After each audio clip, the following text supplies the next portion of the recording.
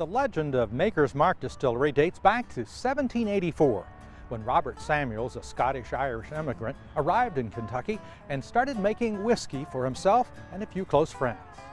Let's visit this legendary Kentucky landmark.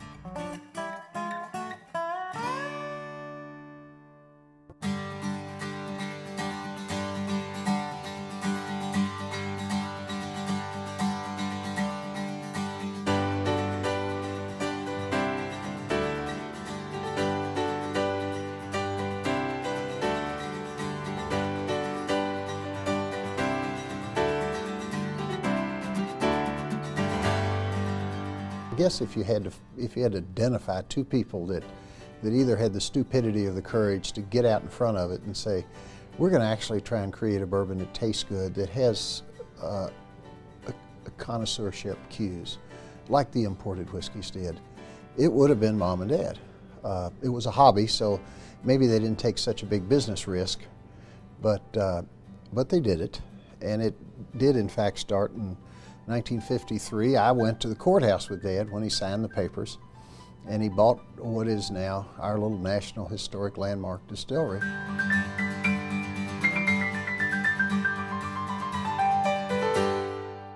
Well, you know, bourbon in general, all of it right now is made in the state of Kentucky. And the main reason for that is you know, there's four different things that really contribute to it. One is corn. You know, corn in this state is plentiful. We buy all of our grains, our corn and our wheat, from a 40-mile radius. So that's one. Another is the water.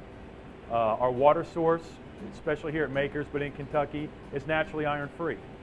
So, you know, if you have iron in your water, it can affect the taste, so it's a nice, clean water supply. White oak, you got to have white oak barrels in order to mature the whiskey. White oak's plentiful in this area and in the surrounding states. But the main reason would be the climate. Kentucky has extremely hot summers and very cold winters. So the temperature difference from summer to winter is so great that it causes that barrel to expand and contract during maturation, and you get a very mature whiskey much quicker than you would anywhere else in the United States. This is our mash tub. So this is where the batch process starts. We do one of the smallest batches in the industry, 216 bushel. What basically happens in here is you're releasing the flavors that are in the grains, and you're converting that starch into fermentable sugar. What you see going on in this is the fermentation process. We got done mashing, we released the flavors in the grains, we converted that starch into fermentable sugar. So now we pump it into the fermenter, add that yeast that we've been using for generation to generation to start converting that sugar to alcohol. This batch right here is about 12 hours old, so you can see that the yeast is starting to eat that sugar, convert it to alcohol. One of the other byproducts besides alcohol is carbon dioxide, so that's kind of what you see going on here.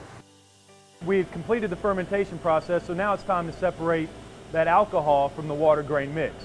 And what we do is we use a column still. It's copper column still. You'll pump that fermenter, or what we now call a beer, into the top of the still, direct inject steam in the bottom so that as the beer falls down and the steam goes up, you'll reach that point where you'll vaporize the alcohol. That vaporized alcohol gets carried out the top, the water grain mix falls out the bottom. That's what we'll use as backset in the sour mash process, and the remainder of that goes to the farmers for cattle feed. That vaporized alcohol will run through a condenser so that we can get it back into liquid form, which is what we have right here. This is what we call our low wine. It's about 120 proof, but we're not done with it yet. We're going to clean it up just a little bit, so we're going to take this, run it through what's called a doubler for a second distillation, and have it come out as a high wine at 130 proof. This is our high wine.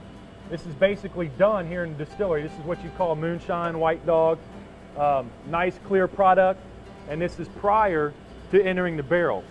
You know, we filled the barrel, we came out of the distillery, we went straight into a barrel at 110 proof, and now it's time to turn that nice clear liquid into, you know, a whiskey that has a nice color and a great flavor. And the first part of this is the new barrels at the top of a warehouse. We do something unique that nobody else does, and that is all of our new barrels go to the very top 2 or 3 floors of a warehouse. After about 3 summers, we'll rotate them down to the bottom so that we can get a nice finish on that whiskey to where it's nice, sweet, smooth with the finish on the tip of the tongue.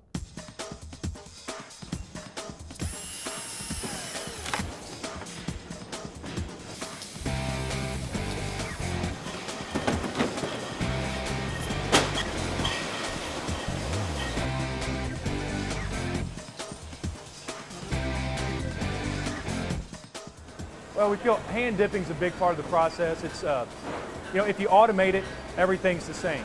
If you hand dip, they're all different. So we like our bottles to have their own unique character when they're out on the market. So everybody that dips a different way. And then every dip is different. So we just think it just adds a little more character to our product. You know, the red wax was something that Margie Samuels started when in 53, 54 when they bought this place. And basically, she liked cognacs, fine cognacs, and a lot of cognacs at the time were dipped in wax. She had a small collection of 19th century cognac bottles, and they were all sealed in a rather dull, brittle wax. And her simple idea, her real brilliant idea was, that's nice. I wonder if we could also make it a visual cue and not just a functional cue. Lo and behold, we have a trademarked icon that's been very good to us. So we continually thank her for that. I love the thoroughbred industry, but the fact is, when you go around the world and say Kentucky, the first response you now get is bourbon.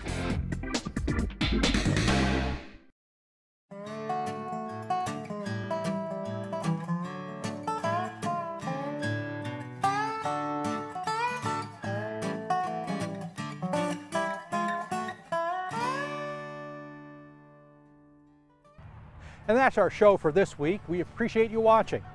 If you have a story idea or want to let us know what you think of the show, send us an email, bluegrassandbackroads@kyfb.com. We'll see you next week.